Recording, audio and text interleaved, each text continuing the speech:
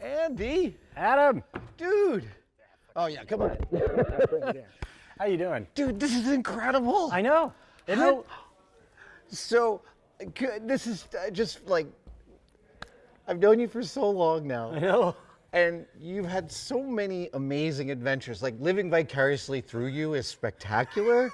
And on this production, you're a producer. Yeah. You're wandering around, you get to see. I get to tell people what to do and stuff. That's amazing. Yeah, it's great. I love it. I love it. Everyone should do this. This cockpit set is Isn't it? something else. Oh my God, it's so cool. I saw that and I was like, wow. So I'm really curious. This is the very first question that occurred in my head when I looked at this was like, is this what Andy saw in his head when he was writing this? Well, it's funny because I don't have a very visual imagination. People think I see like a movie in my head, but really it's all just concepts and thoughts and ideas. That's fascinating to me. So is it more like, is it more like an inventory? Yeah, kind of. Okay. It's like, okay. or whatever visual I do see in my head is sort of like just a blob. Like there's this murky. Right. But you're agnostic as to the aesthetics of what you're describing. You're describing a functionality. Yeah, that's a good way to put it. So I didn't have a firm notion in my head at all of what anything looked like of what the cockpit looked like, or the lab, or even what Grace looked like, or all I knew was some basics of what Rocky looked like. I defined his biology, yeah, but that's it. And so as I first started seeing all these sets, I was like, oh, so that's what it looks like.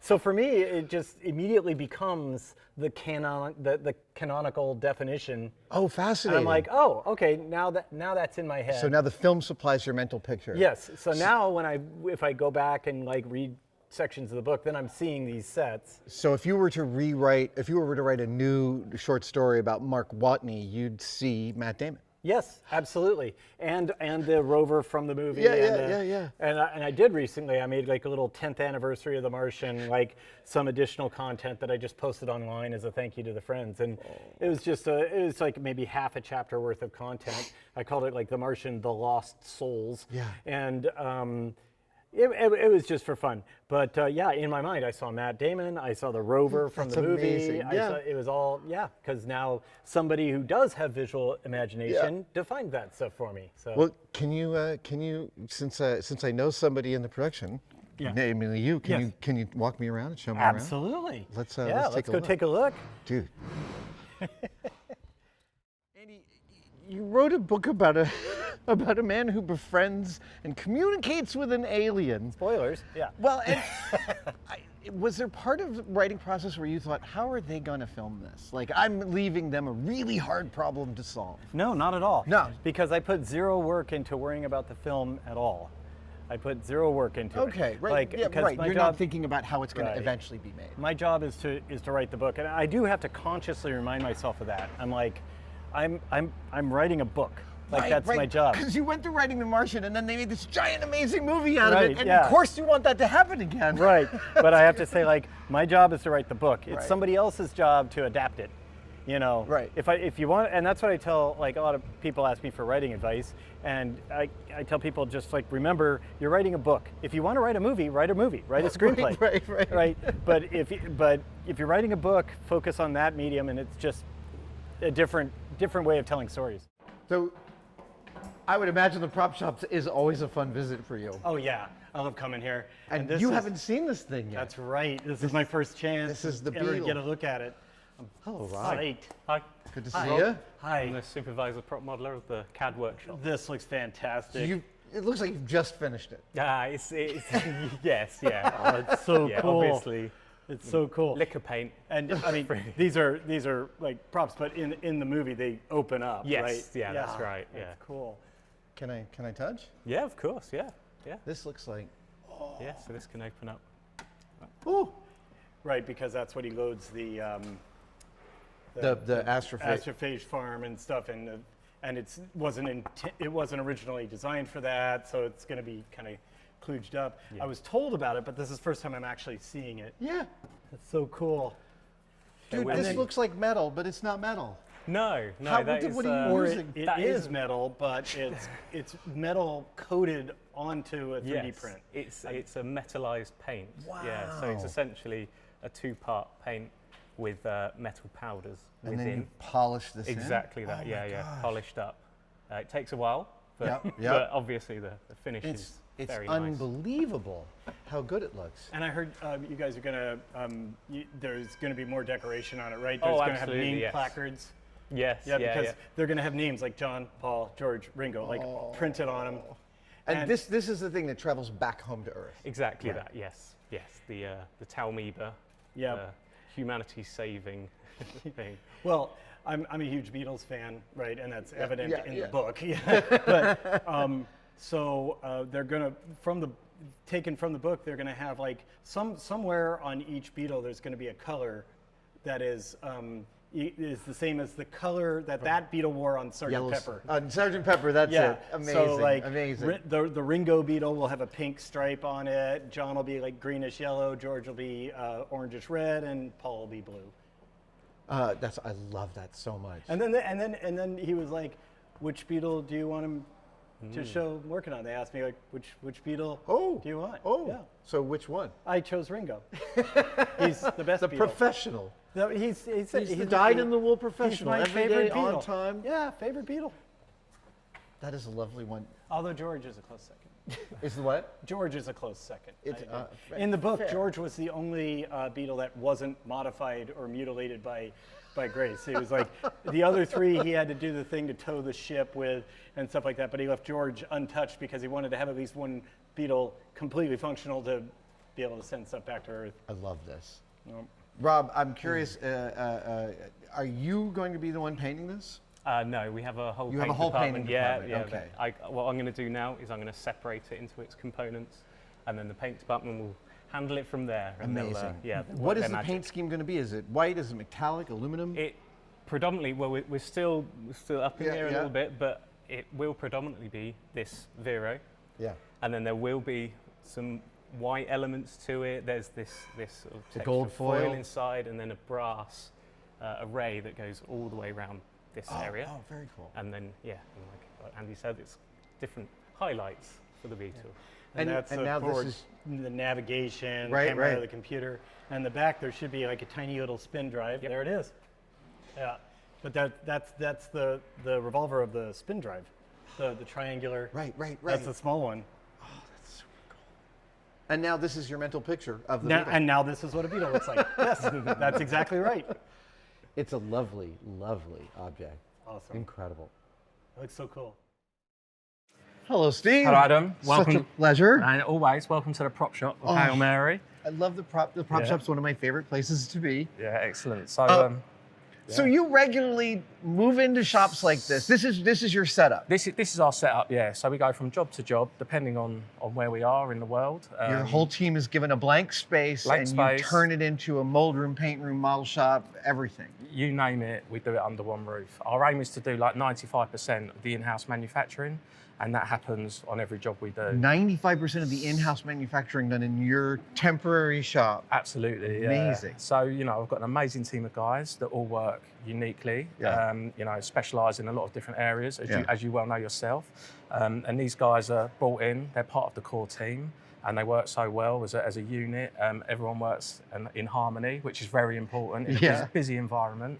Our numbers, like in peak time, are around 60 to 65 people that has been on this show. Wow. Working people, yeah. And that's included within the workshop, within like the dressing areas, within the stores, the standbys. And you've got like 3 buckets to fill here. You've got some real world flashback scenes. Correct. You've got the human spaceship scenes, and then you've got alien hardware, which is, I imagine, presents unique challenges. You've said it. It's absolutely, this is probably one of the most unique jobs we've ever done for those reasons, And the challenges to manufacture this stuff, because it's in the imagination of whether it be the designer, the directors, and it's our job to bring it into reality. So that's what we do, and luckily with the skill set we've got on the team, it's all achievable. I mean, we can look at some stuff in a little while, and it will give you an insight to exactly how it all works, which... Well, and I've heard that the directors are very keen on, the whole production's very keen on doing things practically and in camera, which means more work for you. Yeah. But does it also give you more room to kind of build out this world? It does, yeah. It's definitely given us more scope. I mean, in terms of manufacturing, this has probably been one of the biggest jobs we've undertaken as a team. Yeah. And it has presented a lot of challenges, but I feel like we've got around a lot of them. And what the guys are getting on camera, you know, no news is good news in my opinion. So there's no one coming to you and yelling at you. Exactly that. So yeah, we've you know, so far so good is all I can say. So can we talk about some of the stuff here? Yeah, no, absolutely. I mean, what we've got here, this is two very different things going on. Yeah, this is two different things. But what we've got here is this is Rocky's ball. So effectively, how he travels around. How he travels around. This is what we'd call his beauty ball. It's currently in 2 parts. We call this the Pac-Man ball. The reason for that is it has to accommodate a lot of things. Right. Puppeteers. Oh, right. If Rocky's going to move, puppeteers have to be able to get to him. Exactly that. Puppeteers being the first thing. Then we've got to consider VFX, with camera, lighting, and also just director requests. You know, there's a lot of moments where they'll say, split the ball. We've done these little prints here, so before... So they can tell you where to... so they know where it splits. Exactly that. So we can get all the right facets, we can get the best coverage of Rocky through the facets, depending on the angle of the ball. Well, and this looks like almost sculptural, but it's rigidly defined if you can print it and make it in scales. Absolutely, yeah. So these panels were designed individually, and then they were dressed on top with a crystal clear resin. Is that it? I was wondering how you got that beautiful mottled... So the individual panels were cut, but they were then put into the spray booth. The film is kept on to the very last minute, so there's no dust or grit in between the polycarbonate and the resin, and then it would be baked instantly, just to achieve this kind of lensing that you're looking through now, which again was a massive process. We went through 15 variations to get to where we got to until everyone was happy. What was the pre-production time like? Pre-production time, we had around 16 weeks prep. Okay. Which was quite tight in a lot of opinions. For the number. But and you know, this job, especially in space, nothing came off the shelf. So, right. Everything is a brand new object. Pretty much, yeah.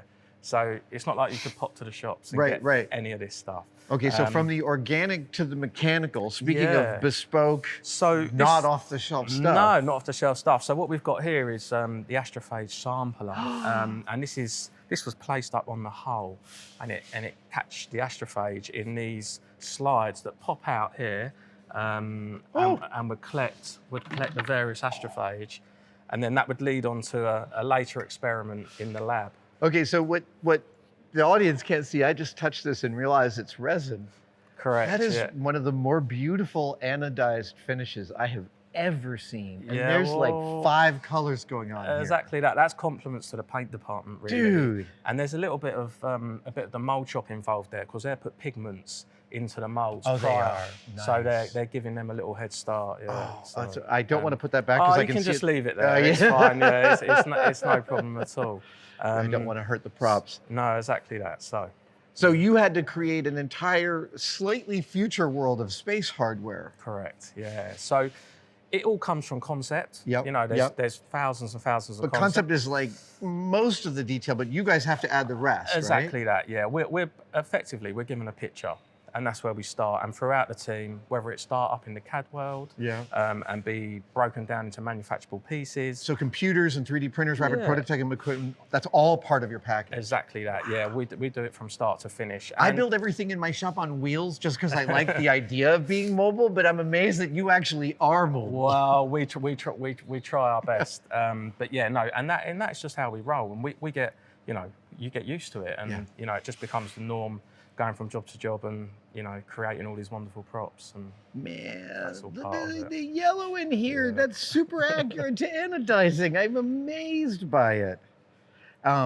Plus, I've been noticing as I've been touching things around that you guys are using a lot of metal. Like things feel like they have a great weight to them. Yeah, and I think there had to be a certain amount of reality in everything, and especially being in space, we were just trying to tap into the real NASA stuff in order to give that audience the effect. and the realistic. You must have looked at thousands of pictures of the interior of the ISS. Exactly that, yeah, because you know, like props, people can tell they're props sometimes, and the idea is to not to let them know they're props, you know. Yeah. So that's what everyone was trying to achieve. All right. So as the lead of this team, I don't expect you get to build a lot yourself. No, physically. You're mostly putting out fires. Yeah, I think people call me when there's something wrong. Sure. You only get the hardest decisions to make. But right? I think, like, you know, like I said earlier, collectively the team is so well experienced. It's all about the team in the end, isn't it? Exactly that. And like I always say, you're nothing without all the guys. So 100%. collectively, it's a team effort, and that's all I can say on it, really. Steve, So. this such beautiful work, man. It's just, I cannot wait to see this in situ, because this looks like a real piece of equipment from right here. You'll see that. You know, it's actually situated on a pantograph, which is kind of like a scissor that moves up and down, which was courtesy of the SFX team. So there's a lot of collaboration as well in all these props and pieces to make them work. So amazing. Yeah. Dude, thank you so much. You're welcome. Pleasure. I will put this down before I break it. That. All right. Have a good one. All right, cool. Hey, Nico. Hey, nice to see you. Nice to see you. How are you? Good, thank you. I always gravitate to the mold room. I don't know why. That's where the fun is. Well, there's a level of thinking and precision with mold making that speaks to me, even though I can't do it at that level that you do it at. That's what I enjoy about it, the sort of science and physics about it. Right, because you have to think upside down, inside out, and backwards. And it's like fluid dynamics, things like that as well. Okay, so speaking of fluid dynamics, every mold shop I've been in has their own protocol, their own techniques, their own ideas, and I have never seen quite what you're doing here. Can you walk me through the mental process of how you're making these molds? So we get through a lot of what we call box molds, which is because we encapsulate items in silicon in a Perspex box usually. And you're using clear silicone. Is that because you're doing pressure casting? The clear silicon is so we can actually cut it and see what we're cutting to a lot of the time. Okay. So when it comes to cutting the things out of the mold, we can see clearly where we're trying to hit. Yeah. So we mark up the pattern of where we need to cut to. Right, you draw a line on exactly, and so we can be a lot more accurate with our cut. I was always doing that with blue silicone, but just trying to follow my Sharpie mark through the darkness. Yeah, so it's fine when you eventually hit the Sharpie line, but to get there in the first place. It's non-trivial. There's also much stiffer silicone than I'm used to. That's right, that really helps with the seam lines. So a tougher silicon means no flash. Exactly, that's exactly what we're aiming for. And you just want to, like a thumbnail as your finish, right? If that. Even better than that. That's it, yeah. But that also means that you have to be very strategic about your cutting, because you can't pull this out of voids like you can like a 1621. Exactly. It's less forgiving with underhangs and things like that. So sometimes you have to cut a mold instead of like one plane. You have to cut them in several different planes. So you have to cut in different pieces. So it could be instead of a 2-piece mold, it could be like 3, 4, 5. And these pins, these are just alignment and registration pins? Exactly that, yeah. So they align the 2 pieces of silicon together. Now, I'm curious why those are necessary, considering that the scalp cut that you do is also an alignment technique. It's just more. It just adds, it stacks up. So, exactly. Okay. So you're adding rigidity and you're adding, like say, alignment. So it really helps, again, with that seam line. And you just need buckets of these, and they're reusable mold by exactly, mold. Yeah. And then we also have a stash of long cuts of them. So once we've made the mold, that will go into a bucket, like you say, to be reused on another mold. And then we'll cut them specific sized per mold. So, so this is a mold prepped for pouring. Exactly, yeah. So this mold has its pins in it, ready to go.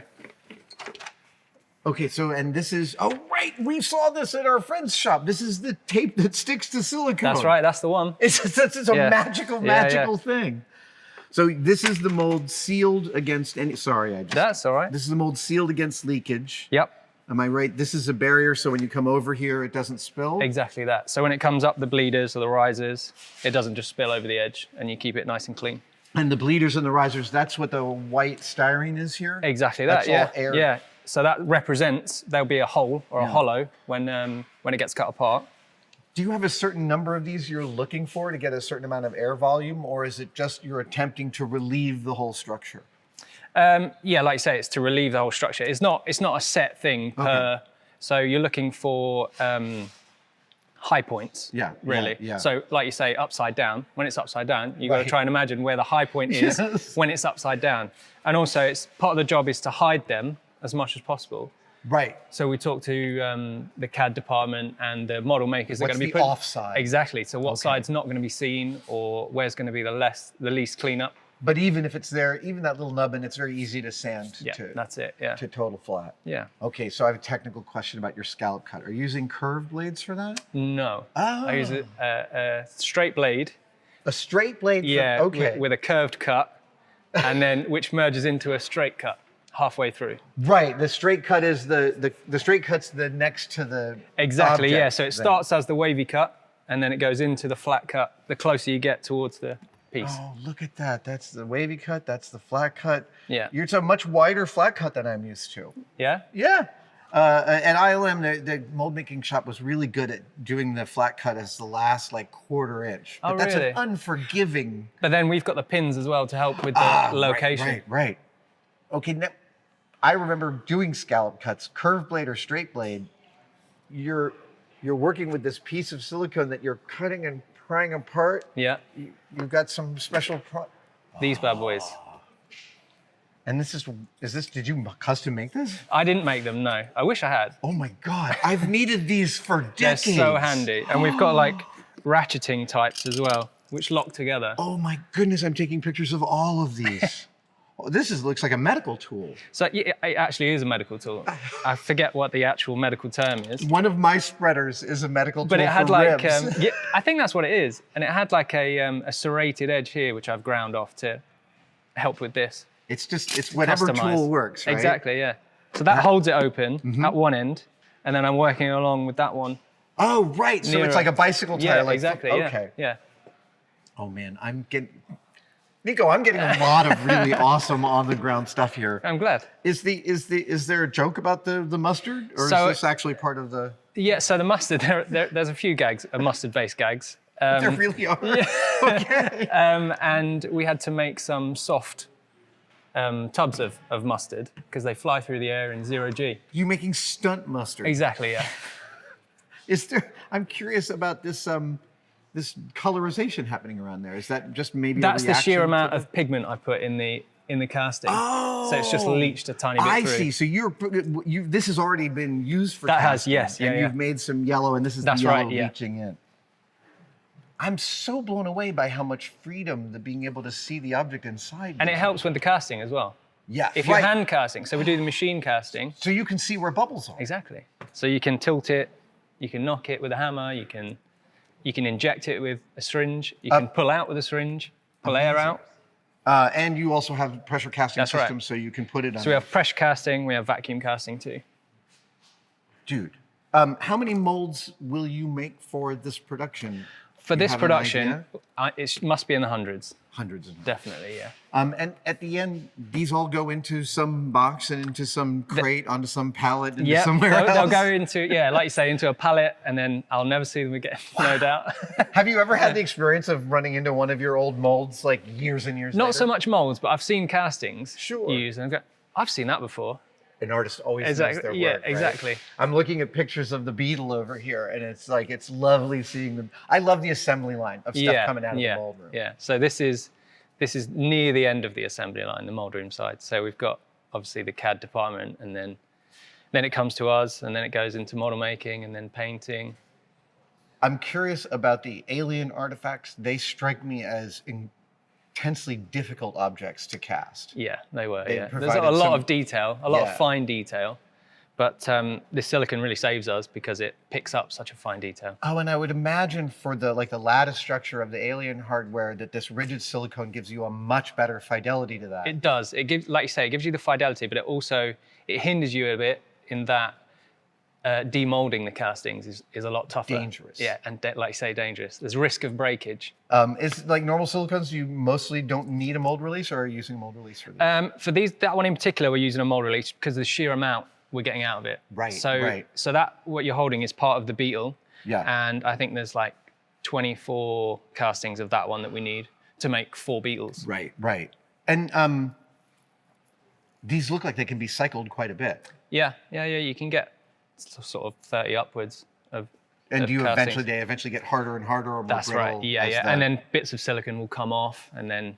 Oh, that was our other thing at ILM. They would we would spray the mold with back then we could buy lacquer spray paint. Yeah. We'd spray the mold with lacquer spray paint as a barrier coat. Yeah. And then that would mean that we could paint our stuff without it leaching. Yeah, and we also do similar things, but for a final finish as well.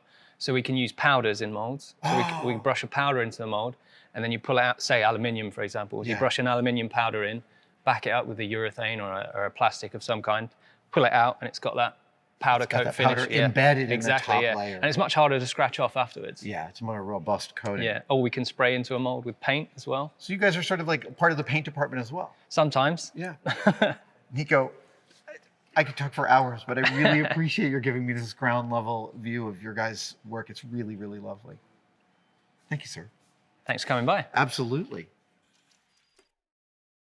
We want to thank the production of Project Hail Mary for so generously welcoming us on their beautiful sets. And Project Hail Mary is now available for you to watch on Amazon Prime Video.